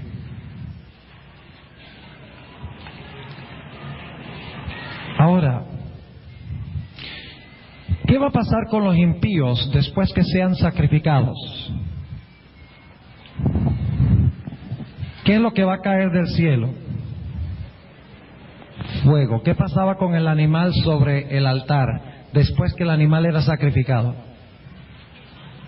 Y la grosura era separada. ¿Qué pasaba? Era quemado con fuego. ¿De parte de quién? El fuego del altar caía del cielo. ¿Qué va a pasar con los impíos cuando Dios haga su sacrificio? Va a caer sobre ellos ¿qué cosa? Fuego del cielo. Ahora hablemos muy brevemente en cuanto a lo que pasará después del milenio. Estarán en la ciudad todos los hijos de Dios, con los ángeles, con el Padre, el Hijo y el Espíritu Santo, salvos. Afuera estarán todos los impíos, bajo el liderazgo ¿de quién? De Satanás. ¿Están todos los ángeles celestiales leales a Dios? ¿Están convencidos de que Dios ha sido correcto en la forma como ha tratado el problema del pecado, sí o no? ¿Nosotros estaremos convencidos, los que llegamos al cielo? ¿Cómo nos convenceremos? Porque se hizo un juicio, ¿cuándo? Durante los 1000 años. ¿Ya estaremos seguros de que Dios trató cada caso correctamente? Pero hay un grupo que todavía no se ha convencido. ¿Cuál grupo es ese? Los impíos y Satanás y sus ángeles. Son los últimos cortados en el día de expiación. Fíjense qué interesante esto. Los últimos cortados en el día de expiación. Están fuera del campamento. Es interesante que Apocalipsis 20 dice que estaban fuera del campamento, fuera del real. Esa es la expresión que se usa. Cuando una persona cometía pecados que profanaban el santuario, por ejemplo, ofrecer sus hijos a Moloc o idolatría, ¿qué mandaba Dios hacer con ellos? Dios los mandaba sacarlos ¿qué? Fuera del real. Y ustedes pueden leer eso, por ejemplo, en Hechos 7:58, en Levítico 24, 14 y 23, los sacaban fuera del real. ¿Y qué hacían? Afuera del campamento, los que los apedreaban. ¿A dónde serán castigados los impíos? Afuera. Pero ¿saben ustedes que antes de castigarlos, Dios va a hacer un juicio? Dios va a abrir los libros otra vez y se los va a mostrar a quienes,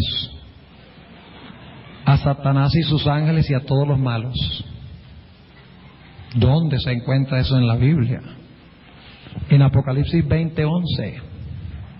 Apocalipsis el capítulo 20 y el versículo 11 dice lo siguiente: y vi un gran trono blanco, que sabemos que está en la ciudad por el contexto, y al que estaba sentado sobre él, de delante del cual huyó la tierra y el cielo, y no fue hallado el lugar de ellos. Y vi los muertos grandes y pequeños que estaban delante de Dios, y los libros fueron ¿qué? ¿Fueron libros abiertos antes de los 1000 años? Sí, para examinar los casos de ¿quiénes? De los santos. Después del milenio, ¿se vuelven a abrir, sí o no? Sí, para tratar los casos de ¿quiénes? De los malos, para mostrarle a los malos por qué se perdieron, o los impenitentes. Y dice, y otro libro fue abierto, el cual es el libro de la vida. Por mucho tiempo yo me pregunté por qué se abría el libro de la vida. ¿Y saben ustedes por qué? Porque Dios no solamente le va a revelar a los malos o a los impenitentes por qué ellos se perdieron, sino que le va a revelar a los impíos por qué Él salvó a sus hijos. Porque puede ser que los impíos también vean a ese narcotraficante en la ciudad. Puede ser que otro narcotraficante que no se arrepintió vea al otro narcotraficante adentro y dice, vaya, qué interesante, fíjese qué injusto es Dios. Yo que trafiqué drogas y él traficó drogas, él está dentro y yo afuera. ¿Qué justicia hay en eso? Así que Dios va a revelarle por qué se salvó el ex narcotraficante que está en la ciudad. Y luego Dios va a hablar, ese es el libro de la vida, y luego Dios va a abrir el libro de memoria y le va a mostrar a ellos por qué se perdieron. Y dice en el versículo 13, el versículo 12, la última parte, dice, y fueron juzgados los muertos, es decir, los que se quedaron en la tierra, fueron juzgados los muertos por las cosas que estaban escritas en los libros según sus obras. Y luego dice que son echados ¿dónde? Después de ser sacrificados, ¿son echados dónde? En el lago de fuego. Son consumidos, porque no fue separado el sebo o la grasa, el pecado. ¿Y saben ustedes lo que dice la Biblia? La Biblia dice que toda rodilla se doblará y toda lengua confesará que Jesucristo es el Señor y que Dios ha sido correcto en administrar cada caso. ¿Y dónde lo explica Dios? ¿Dónde explica Dios la solución? ¿Dónde explica la Biblia que quedarán convencidos los penitentes, los ángeles, los impíos, Satanás y los ángeles caídos. ¿Dónde encontramos la mejor explicación de todo el proceso? En el santuario. Por eso la Biblia dice, tu camino, oh Dios, ¿está dónde? En el santuario. David dijo, yo envidiaba a los impíos hasta que entré al santuario, dice que el Salmo 73. Y cuando entré al santuario, sabía cuál iba a ser el fin de ellos y ya no los envidié más. Así dice en el Salmo 73. ¿Por qué? ¿Qué fue lo que vio David en el santuario? Él vio el día de expiación y lo que iba a pasar con los impíos al ser sacrificados después de admitir su pecaminosidad. Y luego ellos serán cortados de en medio del pueblo. ¿Y qué hará Dios? Dios hará un cielo nuevo y una tierra nueva a donde habita ¿qué? La justicia. Todo el universo estará en armonía. El problema del pecado se habrá resuelto a nivel universal. Qué Dios tan sabio tenemos, ¿verdad? Él no va a dejar ningún cabo sin atar. Él no va a dejar la posibilidad de que alguien, yo no sé si Dios fue justo o no, eso hay que analizarlo, hay que estudiarlo. No, Él no va a dejar nada así. Él va a convencer a todos en el proceso del juicio de que Él ha sido justo y ha sido misericordioso. Ha sido correcto en salvar a David y condenar a Saúl. Ha sido correcto en salvar al narcotraficante que se arrepintió y metió sus pecados por la sangre, y en destruir el que rehusó meter su pecado, que lo conservó sobre sí mismo. Y todo el universo en unísono dirá, justos y verdaderos son tus caminos, oh Jehová. Yo quiero estar dentro de la ciudad. ¿Ustedes quieren estar dentro de la ciudad? ¿Cuántos de los hermanos quieren estar adentro de la ciudad? Claro, todos queremos estar adentro de la ciudad. Pero ¿saben ustedes qué necesitamos hacer para estar dentro de la ciudad? Hay que empezar en el atrio, como hemos dicho durante esta semana. Hay que aceptar ¿qué cosa? La sangre de Cristo. Y a través de la sangre de Cristo, ¿qué? Meter la sangre ¿dónde? Al santuario, para que nuestro pecado quede cubierto. ¿Cuándo es que sepultamos nosotros nuestros pecados en Cristo? ¿Cuándo es? En el bautismo. ¿Ustedes creen que nosotros vamos a estar dentro de la ciudad si no sepultamos los pecados y los ponemos sobre el Cordero siendo bautizados? ¿Ustedes creen que vamos a entrar a la ciudad? No, necesitamos aceptar a Cristo y ser ¿qué? Bautizados. Ese es el primer paso. Y por eso en esta noche, en la última apelación de esta semana, yo quiero hablar de corazón a corazón con los que no son miembros de la iglesia adventista, que no se han bautizado todavía. Y esta será la última oportunidad en esta semana. No sabemos dónde vamos a estar durante la próxima semana, durante los próximos días. Así que este será el último llamado del Señor. ¿Cuántos quieren decirle al Señor Jesucristo, aquellos que no han sido bautizados: yo quiero aceptar la sangre del Cordero de Dios que quita mis pecados, y yo quiero sepultar esos pecados en las aguas del bautismo, para que la sangre de Cristo entre al santuario y satisfaga mis pecados? ¿Hay alguno aquí en esta noche? Quiero pedirles que por favor se coloquen de pie, y yo voy a tener una oración especial por ustedes, la última oración de esta semana tan especial que hemos tenido juntos.